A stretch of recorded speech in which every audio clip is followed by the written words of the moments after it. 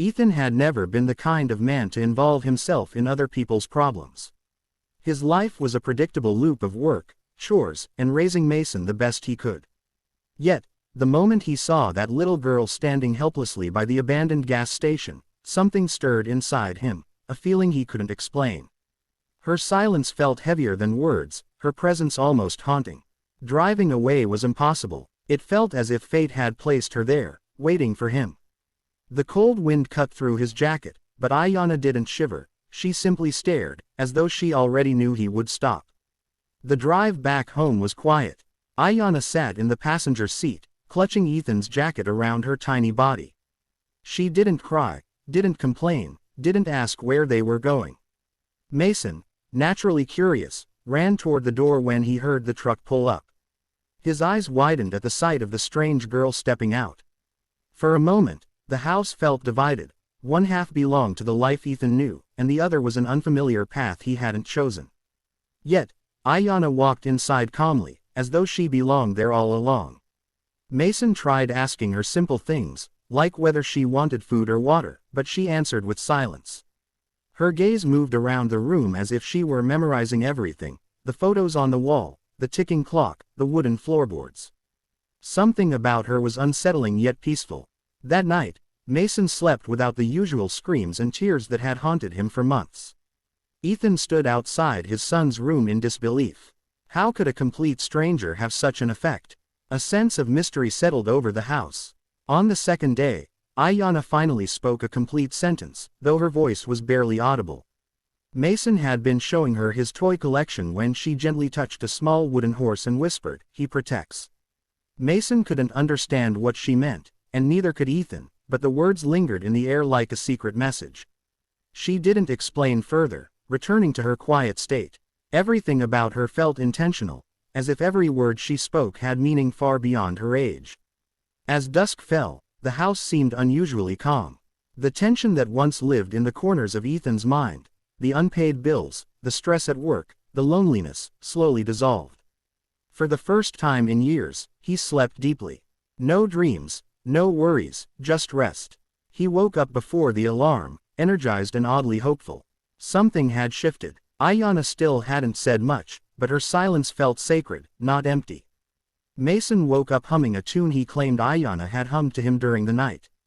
A melody neither of them had heard before. By the third day, Ethan noticed other changes. The plants he had neglected for weeks suddenly looked greener. The broken porch light flickered back to life without anyone fixing it. Even the air in the house felt warmer, lighter, as if a burden had lifted. Ayanna sat near the window most of the time, staring at the sky. Her eyes held a depth Ethan couldn't understand, like she was waiting for something, or someone. Whenever Ethan looked at her, he felt an odd mix of comfort and unease, as though she carried stories older than time. He tried taking her to the authorities that evening, thinking it was the responsible thing to do. But when they arrived at the police station, Ayanna's breathing changed, her small chest rising and falling rapidly, her hands shaking. The moment Ethan opened the car door, she clung to his arm with surprising strength. Her terrified eyes begged him not to leave her. Ethan could not force her. Something told him she wasn't running from a crime or a guardian, she was running from fate itself. He drove back home, convinced now more than ever that this child had chosen him for a reason. Mason, unlike Ethan, had fully accepted her.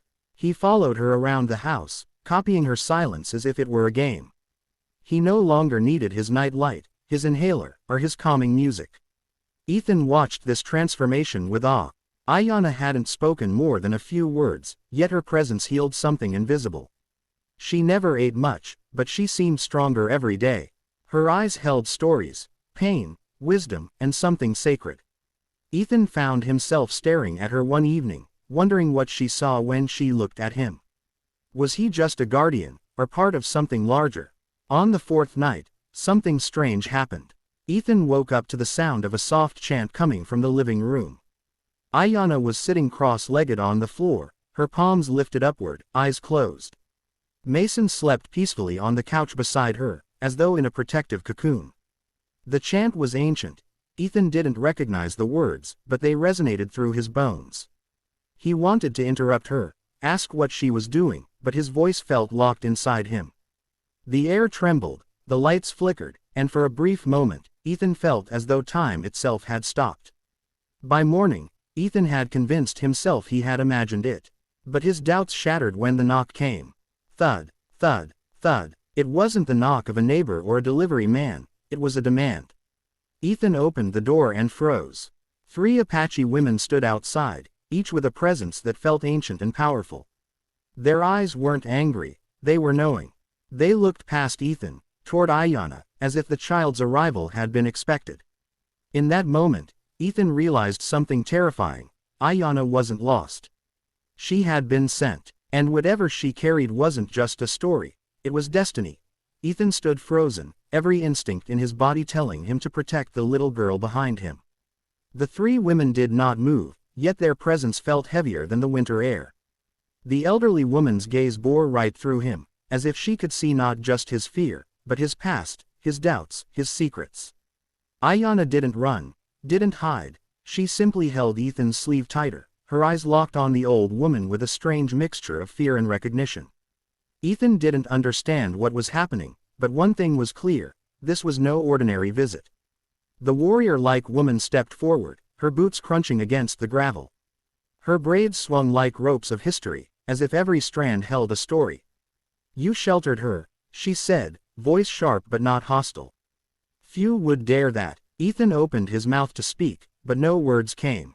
He wanted to ask 1,000 questions. Who was Ayanna? Why was she alone? What did they want from her? Yet his voice refused to cooperate. The younger woman behind them clutched the ceremonial pouch so tightly it seemed sacred, dangerous even. Ayanna stepped out from behind Ethan and stood silently beside him, her tiny frame dwarfed by the door. The old woman's stern expression softened the tiniest bit. "The child knows us," she said. "She knows who she is." Ethan stared at Ayanna, confused. The girl who barely spoke, who trembled at the police station, now stood firm, as if she had been waiting for this exact moment. Ethan felt a chill crawl up his back. Maybe this wasn't coincidence. Maybe Ayanna hadn't just appeared. Maybe she had followed destiny straight to his doorstep. The old woman raised her hand, and the younger woman opened the pouch. A faint smoke drifted upward, carrying the scent of herbs and something ancient, something Ethan felt rather than recognized. The smoke curled around Ayanna like a whisper, and her eyes fluttered shut. Ethan panicked and reached for her, but the warrior woman stepped between them. "Do not interfere," she warned. "She is answering a call older than you can imagine."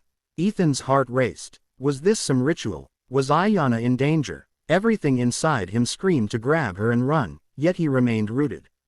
Ayanna's lips parted, and she spoke words Ethan had never heard, a language that sounded like wind crossing mountains. The moment she spoke, the air rippled around her. The smoke grew brighter, and for an instant, Ethan saw something impossible, symbols glowing beneath Ayanna's feet, as though the house itself acknowledged her presence. The old woman nodded, solemn. "It has begun," she whispered. Ethan felt his stomach twist. Begun? Begun what? He had rescued a starving child, not invited a supernatural storm into his home. But it was too late. The wheels were turning, and he was caught in them. The warrior woman turned to Ethan, her voice steadier now. "Ayanna was chosen before she was born," she explained. "She carries a power most fear, and others would kill for." Ethan blinked, speechless. The idea was absurd, impossible, yet he couldn't deny what he had seen these past 4 days. Mason sleeping peacefully, the house settling, the strange calm that followed her. "Why me?" Ethan finally managed to ask. "I'm no one special." The old woman's eyes burned brighter. "Fate does not choose the worthy," she said. "It chooses the willing. And you stopped your truck." The younger woman stepped closer, her voice softer than the others. "Ayanna is the last child of the keeper's line," she said. "When danger found her, she ran. The spirits guided her to you. Your presence protected her where others would have exposed her." Ethan felt overwhelmed. Keeper, spirits. This sounded like mythology, or madness.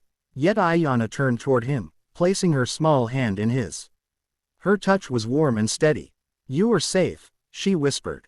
Ethan swallowed hard. He didn't feel safe. He felt like he was standing at the edge of something colossal, something unstoppable. The old woman leaned heavily on her carved staff.